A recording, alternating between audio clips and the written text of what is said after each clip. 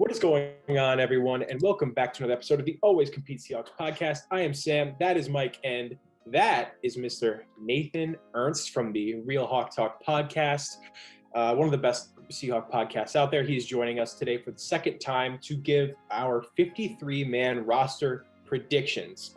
This was very tough for me, at least, and we are also doing this before the third preseason game, so this could totally change in a matter of a couple days, but this is what we have for right now through two preseason games.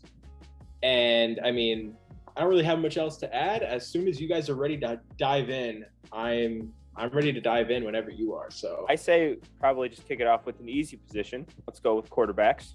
I mean, Russ, I assume he's going to make the roster. I mean, that's just an educated guess. I think he makes the roster. And then I think Gino is the backup, obviously. Yeah. And I mean, Alex Magoo was released. I know that was your guy, Nathan, unfortunately. Yeah. Very sad. Those turnovers, though, really didn't help his case last game, unfortunately. And then I don't know if Sean Mannion makes a roster. He's not going to make the team. I really don't think he makes a roster. So I think we roll with two quarterbacks, Russ and Gino, and that's pretty much all I have for quarterbacks. Yeah, same here. I mean, it's kind of obvious. I mean, these are the two. Yeah, these are the guys that have been here for multiple seasons. This can be Gino's third season on the team. It's crazy. May as well set him up to be the lifetime backup. Right. And just extend permanent clipboard holder. Yeah, for us. Permanent Charlie Whitehurst replacement. I'm assuming that Nate, you had the same thing. Yeah, same too. Yeah. All right. Yeah. So easy. Pretty easy. Let's move on to running back. For the 53, I have Chris Carson, no duh. Penny, no brainer. Kind of depends how you stand on Penny. I don't really love him that much, but I mean, come on. I mean, he's the second best running back on the roster so far, because the third guy is DJ Dallas, who's had a dynamite preseason and has just been destroying on every single front of the football, special teams and offense. And I mean, he's been really carrying the rock and he's been showing his receiving talent. I love it. And then I have Alex Collins as the fourth back. I think Alex Collins really showed some good signs last year from what he did in the later half of the season when he joined us on like the full-time 53-man. And that's all I have. You know, I don't really see anything else that is super obvious that I missed. So that's really what I got for four running backs. I mean, it's a Pete Carroll offense. I mean, what are you going to expect? Do you have anything different, Nathan? I just have Homer on top of those four. I think teams, pass blocking, all that. I think he makes it. Yeah, I mean, you guys know on this channel we love Josh Johnson, right? We're a bunch of Josh Johnson stans. Unfortunately, though, I mean, him being undrafted, him being at maximum like the fourth or fifth guy. I just don't think that he's going to make the roster. Unfortunately, he's going to be fighting for a practice squad. I think he'd be a good guy to have on the practice squad. But, if it's between him and Homer, I think Homer makes it, unfortunately. So I'm going to have to agree with Nathan. The four that Sam named, and then Travis Homer on top of that for the fifth guy. Yeah. But if an injury comes up, to one of our running backs, we could always see Josh Johnson get moved up. So I'd really appreciate for that to happen. Not an injury. I just appreciate to see Josh Johnson on Sunday.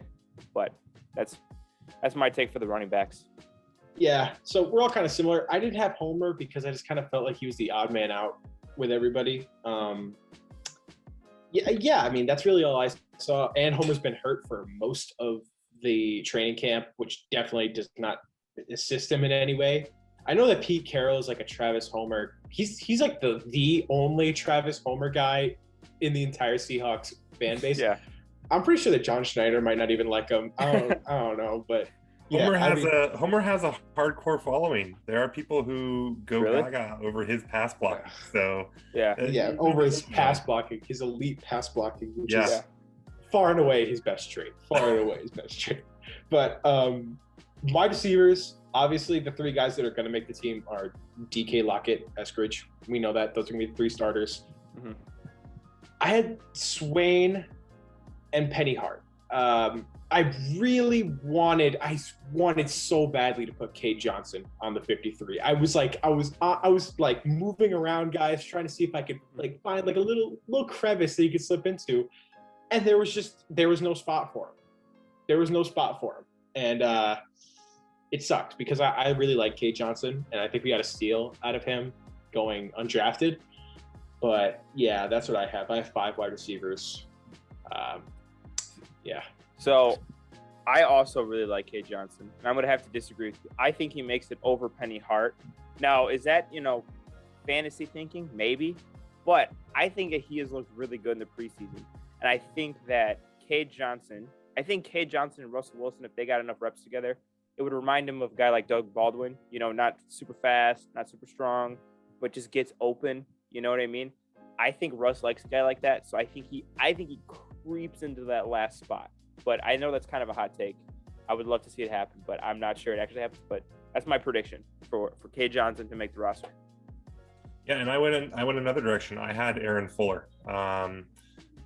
I don't really have anything to separate the guys in competition for this last spot. I think it'll really come down to teams more than anything we see them catching the ball. But I just went with Fuller because he has been starting over everybody else, and he's been taking advantage of the time he's had there. He's got targets, catches, so I don't feel strongly about it, but that's what I did. So Another thing I was going to say really quick before we move on is with these wide receivers, obviously we have 3 different guys. It's pretty close competition.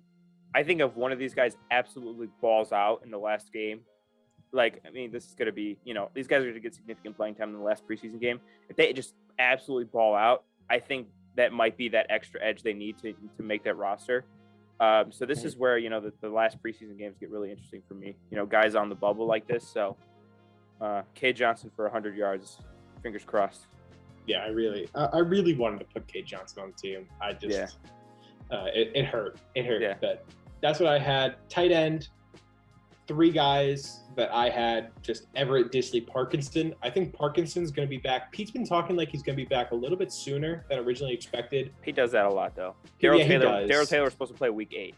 Last year. Yeah. So, yeah, you're right. But I don't know if Parkinson starts the year on the pup. He might, but I think he just makes the roster flat out and he probably sits out a week. Yeah. That's my hope, because he's been having a fantastic camp. Mm-hmm. And then Everett, Disley are the obvious guys. Disley just for his. These are 2 great blocking tight ends, and they're also not awful, pretty good receivers. So yeah, I like our tight end room. That's what I had. Couldn't really put anyone else. I don't know much about Cam Sutton. I don't know much about the guy that we just signed today, who's like a 6'7" guy. That's all I could put. Yeah. Nathan, you can go first because I kind of had a thought that I wanted to get out of the way, but if you want to go first. Sure. Yeah. So this was the position that messed up everything for me. I went through the whole thing and I ended up with 54 guys in the roster, which that's obviously too many. And I don't know where that last person comes off at, because they clearly want tight end depth. They're going to probably run a lot of 12. That's, pretty standard for what Waldron was doing with the Rams. Not with the Rams, but what Seattle has done previously here. So I think they'll want that depth. And so I had Sutton making it just for the extra tight end body while Parkinson gets healthy. But then I don't know. Maybe they won't, just because it makes it so hard everywhere else. But that was my thought. I thought tight end was really the thing that made this difficult, whether they try to hedge on Parkinson's injury or whether he's good to go week 1. Yeah, I had a very, very similar train of thought here, because I think Disley and Everett are locks. I think those guys are locks to make the roster. And, we signed Luke Wilson the other day. And I was like, oh, great, we're going to have more tight end depth.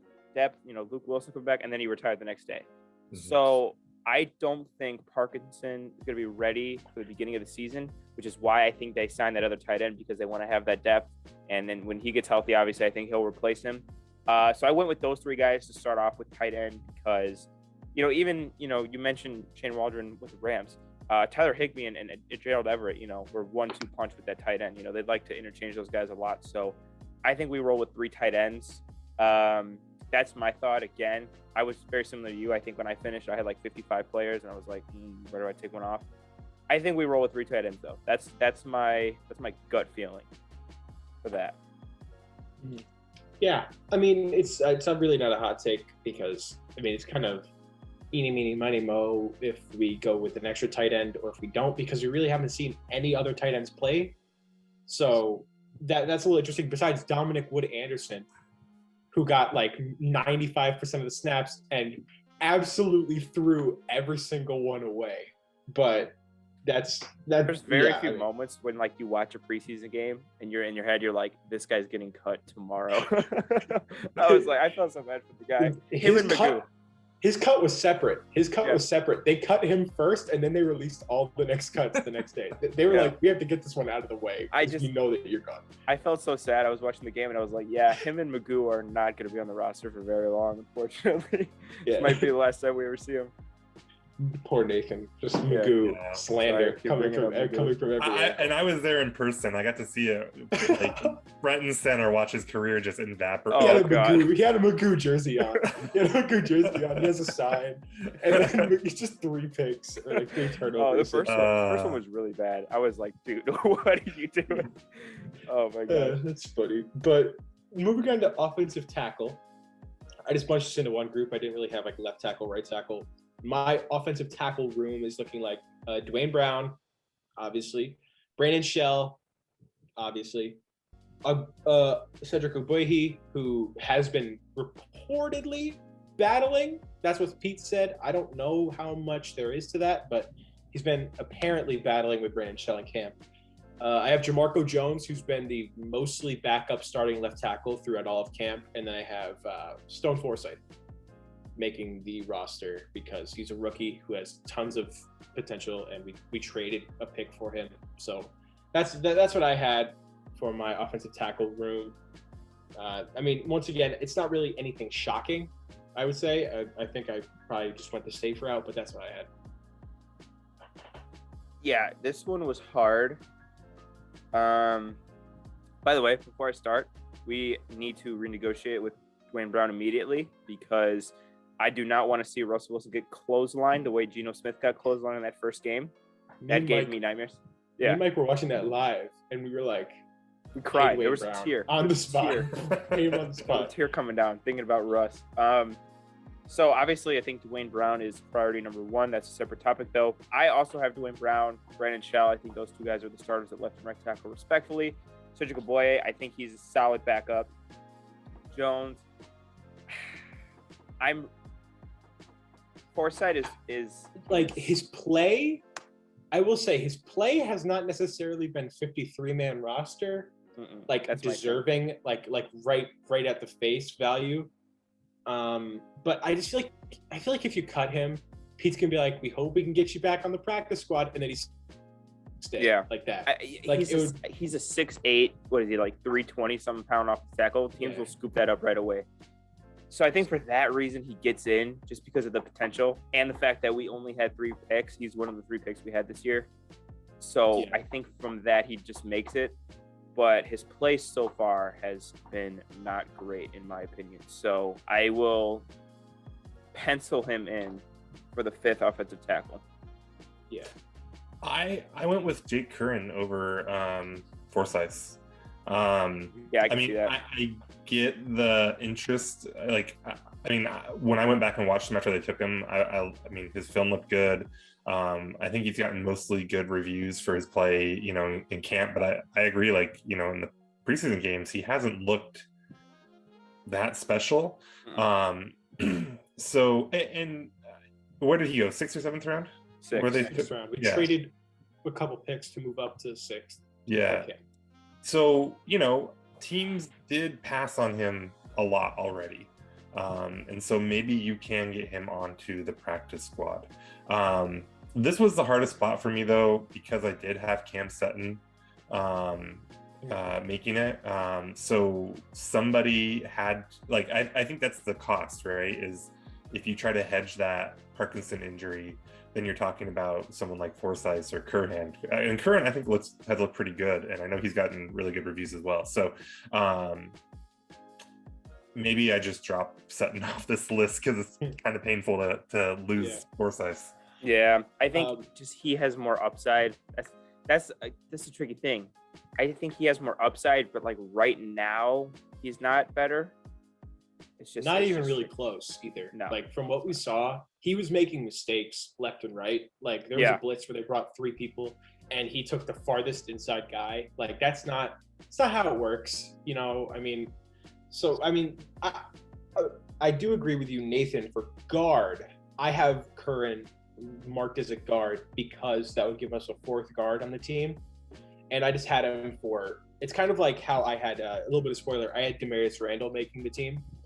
It's kind of like how you can have, you know, you pencil him in at a position, but he can play like 2 other positions if you need him to. I marked him down as guard, so he counts as the 4th guard on the team. But yeah, and my other guards were Gabe Jackson, Doy, Damian Lewis, and I had big Phil Haynes. Listen, Phil Haynes, the man cannot stay healthy, like for his life. Like I'm pretty sure you could give him all the supplements in the world that would just make him a superhuman, and he would still get out and somehow pull a hammy, and he's out for the season. You know, it's something like that. But I mean, I like when he's played, he's like on the down low, he's been kind of solid. Not even kind of. He's like, I remember Green Bay divisional round where he had like legitimately good reps versus Kenny Clark. That's not easy for a guard that's never played a snap to do. So, I mean, the potential's, this is kind of with Stone Forsythe, the potential is through the roof. We just don't know what we're going to get. Will he play? That's the question for us. And I mean, I think we have to have him making it because apparently he's had a good camp as well. But after that, I just had Gabe Jackson and Damian Lewis and Curran. I will say, I think this is probably the best guard room we've had in a long time. Like, I legitimately feel well about Damian Lewis and Gabe Jackson. Some of the backup guys, you know, whatever, but I think Damian Lewis and Gabe Jackson are solid. And I think, you know, Damian Lewis especially is what I'm really excited for. He had a great rookie year last year. I believe he made the all-rookie team, if I'm not mistaken. So he did. Very excited for him. Yeah. I have the same 4 guys as you. Phil Hayes, please stay healthy, man. You know, I think he, again, has a lot of potential, just hasn't been realized yet. Again, you mentioned the injuries are a big part with him.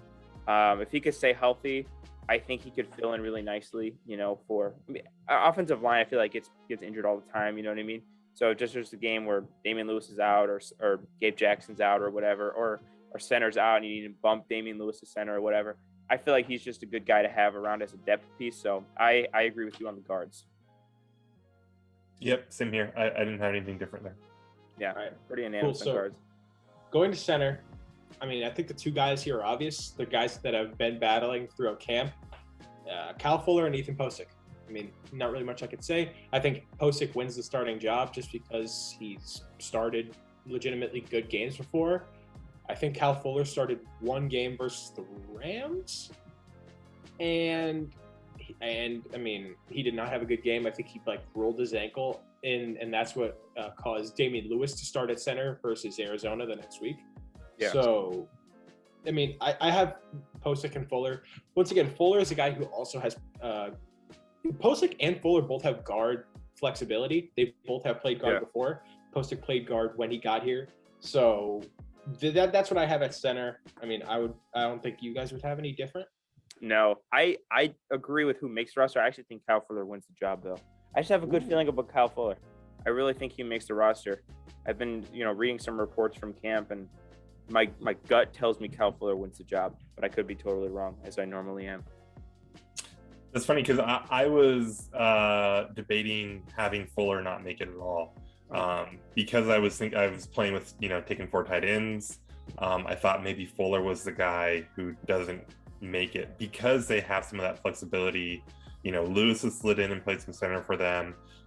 They've played around with Haynes playing center. We've never seen it in a game, but it's something that they've done in practice. So I've kind of wondered if they have enough positional flexibility that Fuller actually wouldn't make it if they want to take somebody somewhere else, or maybe keep like you know, Forsythe instead of him or something like that. Yeah, I would agree. I think Posick has more flexibility probably than Fuller does. I think he could play a better guard than Fuller. But so, I mean, that would make sense. If Posick wins the job straight up, then I think his roster spot is not guaranteed for the reasons that you said. But I think they both make it, and I think Fuller wins the job. That's my It's my hot take for the center position right there. Yeah, I mean, obviously those are kind of the two guys that are like the ideals. I mean, I've heard some talk about Olivier Lestage from British, not from British Columbia, from Canada. I'm blanking right now. From Canada, and I mean, I don't know, seems like a potential guy to me. Seems like a guy who could be like, I'm 1000% sure if you cut him, you will get him back on the practice squad. Nobody's like fighting for him, so that's what I have. Moving on to the defense, starting with the ends, I have 5 guys officially on the roster as ends making the team. I have Hyder, who is a signing that I'm really excited about. Carlos Dunlap. I did not have this guy making the roster a couple weeks ago, just on paper. Rasheem Green has had a fantastic preseason. He really has. I feel like he's shown what we've wanted from him throughout like the 3 years that he's been here now. He's really like shown that consistently, shown that potential. I have Rasheem Green, I have Benson Mayowa, and I have another guy who I'm a really big believer in, Alton Robinson. I think this guy I love Alton Robinson. Once again, these are guys who are marked down on the roster as ends. I have other guys who could be considered ends that are marked down at different positions later on. But that's what I have for the official end room. So I assume that means you have Daryl Taylor at outside linebacker? I have Daryl Taylor marked down at linebacker, and I also have LJ Collier at defensive tackle. That's what that's interesting. Okay. Yeah. I had apparently getting most reps at D tackle throughout all of camp. So he did play a good amount of inside last year, so that's why I was kind of debating. I put LJ at defensive end, so I was kind of surprised when you didn't say Daryl Taylor or LJ, but that makes sense. I had Kerry Hyder, Carlos Dunlap, Alton Robinson, who I'm also very excited for. I agree with you on Rasheem Green. I think 2 weeks ago he wasn't on the roster. I think as of right now he is. Benson Mayowa is close for me. Very close. And then LJ Collier I have as a defensive end. Obviously could put your defensive tackle. So I will pencil in Mayowa for me. He's one of the in the 50s. I guess that's fair because he's a vet, but I mean Mayowa played pretty well last year, so that's why I had him making it. Nathan, what did you kind of have for the end room? I had the same group. I had Mayowa and I had Collier. All right, cool. So at defensive tackle, I have Big Puna. He's my favorite player on the team. I love Puna. You're the only person I've ever met whose favorite Seahawk is Puna Ford. I'm not hating. I'm just saying. I love Puna Ford. He's awesome. He's just that guy. His name is Puna, and he plays defensive tackle, and he's like 5'10", 300. How could you not love this guy? I have Al Woods. I have LJ, and then this is my hot take. I had Robert Kimdichie. I did have him. You don't have Robert. I thought he was. I thought about it. I think Geno Atkins gets signed. Rappaport was talking about it. He said this is a legitimate possibility during final cuts due to the veteran guaranteed money or whatever, the nonsense that I do not understand at all. So I have Atkins. I think that there's legitimate mutual interest to get another veteran on this D line that has legitimate experience, and also he has that connection with Carlos Dunlap. I think he makes it. I think he gets signed. The real tough cut for me was Monet, because I really like Brian Monet. I really do. And like I said, this is where it really got tough because I also really like Kimdichie. But I don't know. I couldn't put either of them on the list. I think Atkins getting signed is a really, really strong chance of happening during final cuts. Yeah. And that's all I have to say for the defensive tackles. I know you guys are probably going to be disagreeing, but that's what I really quick. Nathan, just from kind of what you've been hearing, what chance would you think the Seahawks have to actually sign Geno? Is this all just bluff or is it real stuff? Oh, I think they have a great chance of it, especially if they try to do it before the season starts. If they were willing to guarantee the contract on that, I think that they would get him pretty easily. After cut downs and everything, then it's kind of all bets off because more teams are going to get into the bidding war there. But yeah, I think Atkins is a real chance. It's just hard though, because you are talking about now cutting like a Brian Monet, who's been a nice player for them. So you got to find a spot for him. Yeah. So who did you have as your defensive tackles? Did you agree with Sam? Yeah, so I had Puna, I had Brian Monet, and I had Al Woods. I don't have Nkandishe making it just because he's been hurt, and I was sad to have to cut Jared Hewitt too. He's been fun, but Jared Hewitt has been fun. I have Puna Ford. I think Al Woods. I think those two guys are the box. And then I had Kim Dichie. Call me crazy. I think that he offers more upside than Brian Monet. I think he is a better athlete. I just think I think Pete is just such a sucker for potential that I think he squeezes in. But I think, I don't know. It's very difficult with that third defensive tackle. But I think when you're looking at guys with the most upside, I think that's him. And if we sign Geno Atkins, I mean, sure, take another guy with upside. So I have Kim Dichie as my third defensive tackle on the roster. I only have 3, I think. So that's my prediction there. All right, moving on to linebackers. Obviously, Bobby Wagner. I mean, come on. Jordan Brooks, obviously, that's going to be a fantastic how duo. fun is that going to be this year?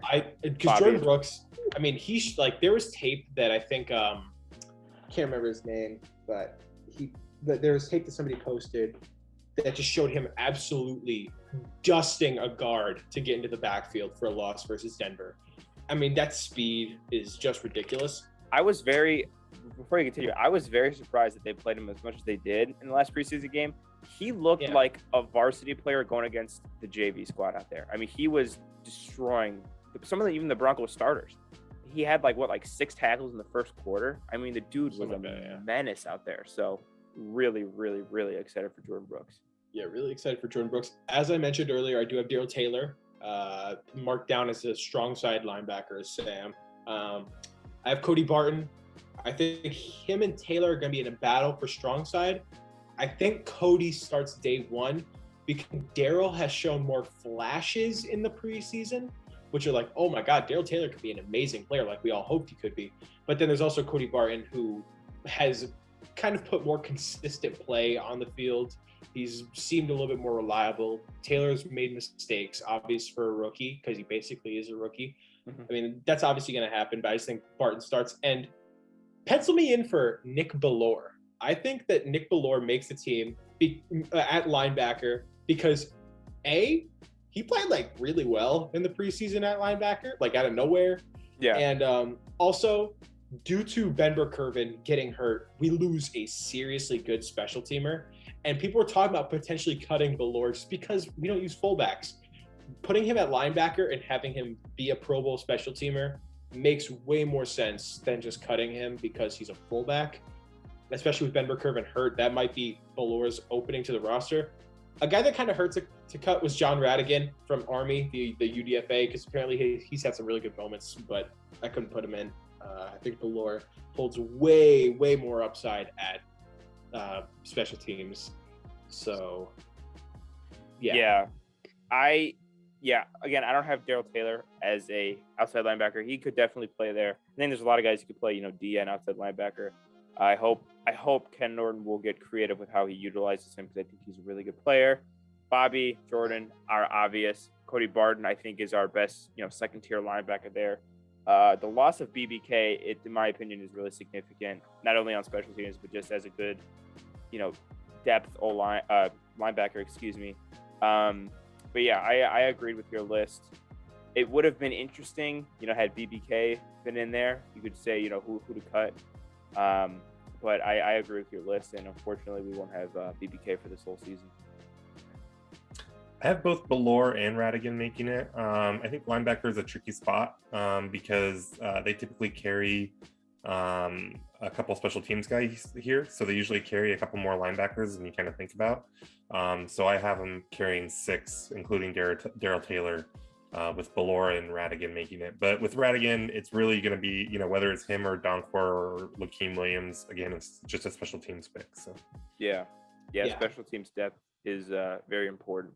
At corner, I need to breeze through this one because this is my biggest group on the team. I believe 7 corners making it. Wow. I have Akello, who I think is day 1 starting left. Day 1, little asterisk there. I have Trey Brown. Trey Brown stand. Yeah, I have Trey Brown. I'm a Trey Brown lover. I love Trey Brown. Trey Flowers, who's played fair according to Ken Norton. Yeah, which is a real great backing up there from Ken. But it's the most Ken Norton quote I've ever seen in my life. Yeah, he played. He's been fair. DJ Reed, obviously, he's the right corner starter for me. I have Ugo still playing a slot day 1 because Blair is hurt and we don't know how long it'll take for him to be back. I have Heslop, who's been a guy that Seahawks reporters have been raving about. He's played pretty well through a couple preseason games. He's had a pretty good camp. And then, as I mentioned, I do have Demarius Randall for the flexibility. Jamal Adams had some injury issues last year, God forbid, but it might happen again. You can never hurt to have too many guys with flexibility, and Ugo has also played a little bit of safety in his day as well. So that's what I have at corner. I'm going to switch it up a little bit. I think Akello is a lock. I think Trey Brown, DJ Reed, those guys are locks. So that's 3. I think Trey Flowers isn't a lock, but I do think he makes it, especially in the beginning of the season. I think he definitely gets more playing time than. Yeah, I think he's one of the guys that gets the most reps. I was pretty surprised when they cut Pierre Desser because I thought, maybe he's solid, but he's a bit older. And then they traded, I believe it was yesterday, for John Reed was his name, from the Texans. And I heard that he had a great first practice. Obviously, it's one practice, so I'm not going to buy too much stock into that. But Seahawks gave up a 7th-round pick for him.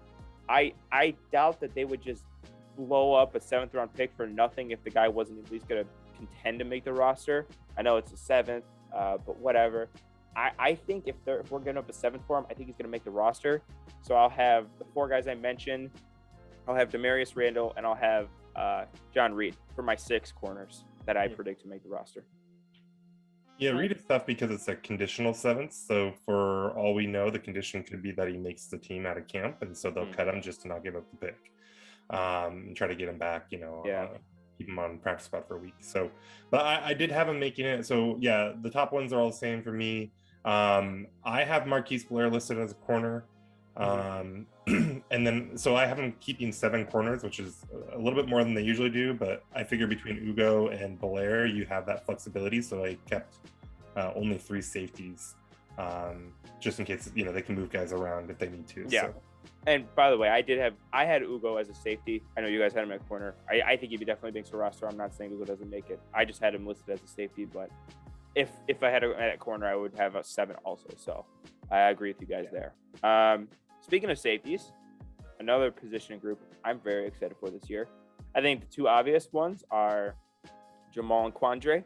Quandre is another guy we need to get figured out. I don't know much about this. He's not been practicing.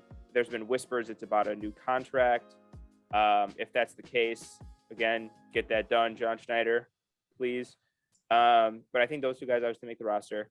I think Ryan Neal is another guy that makes the roster at safety. He was really good last year. He's been good in the preseason. What a steal in Ryan Neal. Bars, accidentally. Then Marquis Blair. I know he's had some injury issues, so if he doesn't make the roster right away, maybe he's on the PUP list or whatever. But he'll definitely make it at safety. And then I got Ugo. So I have 5 safeties in total: Jamal, Quandre, Neal, Blair, and Ugo. Yeah, I have Adams and Diggs, obviously, no brainer. Ryan Neal, who also has corner flexibility, and love that. Now, I did list Marquis Blair as a safety. He'll probably get most reps at corner, but once again, I think it'd be weird to have 8 corners for me on the team. Yeah. So I listed him as a safety just to kind of make it seem a little bit better on paper. That's what I had. Yeah, I just had Adams, Diggs, and Neal because I had Ugo and Blair listed at corner. So Quandre, though, just 20 minutes ago, tweeted out, "Can't deny me what I deserve." So, and he's had a lot of like subliminal tweets recently. Like I think he said something like wasting my time or something like that. Like I don't know, but he's had a lot of like weird like. It's so funny.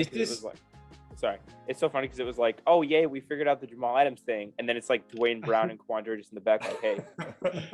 And now they're both sitting out, and we don't know. Great. All right. We'll get a video for that later, but yeah, that's just something we need to take care of. And finally, rounding out with kicker, punter, and long snapper, it's the same guys that it seems like we've had for like a long time now. Jason Myers, he missed a kick this preseason. I don't know what's going on. I think cut him. Honestly, I think cut him. I think Dixon can just punt. Yeah, he'll just drop kick. He'll drop kick. Yeah, he'll drop kick. Direct he'll drop snap. Kick field goals. Yeah. Drop kick field goals. No, but I obviously have Jason Myers, Michael Dixon, who another one of my favorites. Signed an extension. Top 100.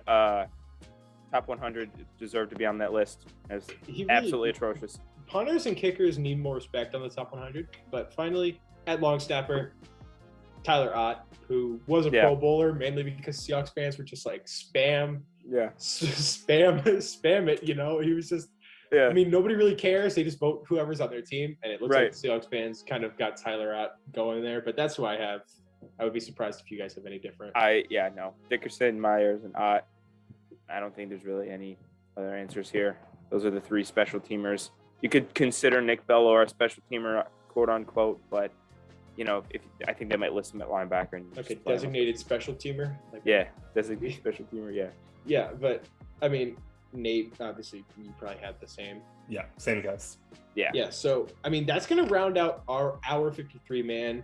I mean, there were some tough cuts. Kay Johnson, like I said, really hurt. Josh Johnson really hurt. I felt it. You know, and that's really all I had. So we appreciate y'all for watching. Go check out the Real Hawk Talk podcast. Nathan is on there with a couple other great guys. If you guys disagree with anything, leave a comment. We like talking to you guys in the comments, so please leave a comment. Let us know why Alex Magoo should be QB2 behind Russ. QB1. QB1. My apologies. Yeah, but that's all for me. Nathan, if you want to give a quick update on what you got going on, and wrap up. Yeah, no, just Real Hawk Talk. You can catch me over there. But yeah, thanks for having me. It was fun. Appreciate it. No problem. Thanks for coming on, man. Appreciate you. And we'll see y'all next time. Peace out. Peace.